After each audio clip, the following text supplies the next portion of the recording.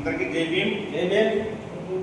ఈరోజు Republican party of India Ambedkar party ఆధ్వర్యంలో కృష్ణా జిల్లాలో ఉన్నటువంటి మచిలీపట్నం విశ్రాంతి ఉద్యోగుల భవనంలో కృష్ణా జిల్లా అధ్యక్షులు పాము వెంకటేశ్వరరావు గారి అధ్యక్షతన ముందస్తుగా మనకి హక్కుల కోసం అదేవిధంగా అనేక సంస్కరణలు చేసినటువంటి మహనీయులు మహాత్మా జ్యోతిబా పూలే గారి యొక్క జయంతిని, అదేవిధంగా డాక్టర్ బాబాసాహెబ్ అంబేద్కర్ గారి జయంతి వేడుకని ఇక్కడ నిర్వహించడం జరిగింది.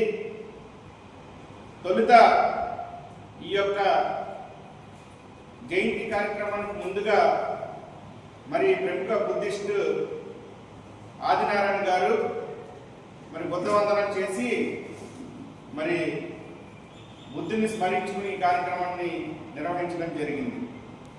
అయితే రాష్ట్రంలో ప్రభుత్వం వచ్చిన తర్వాత ఎస్సీలపై అనేక చోట్ల దాడులు జరగడమే కాక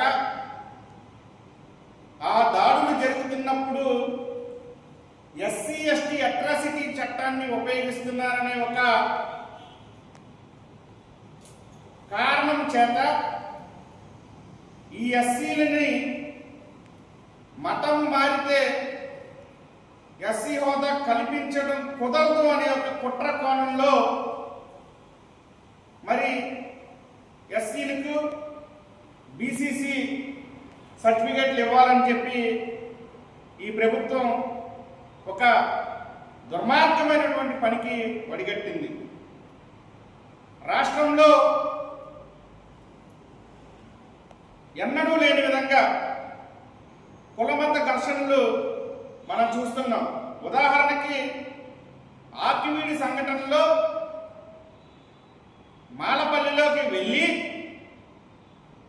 రఘురామకృష్ణరాజు అనే ఒక డిప్యూటీ స్పీకర్గా ఉన్నటువంటి వ్యక్తి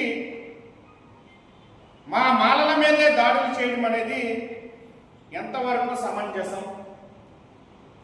అధికారంలో చేసినటువంటి కార్యక్రమాలు మళ్ళీ పునరుద్ధరణ చేయడమే వీరి ఉద్దేశంగా ఉన్నట్లుగా మాకు అనిపిస్తుంది.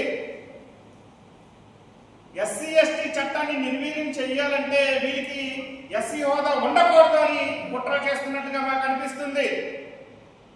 ఏదైతే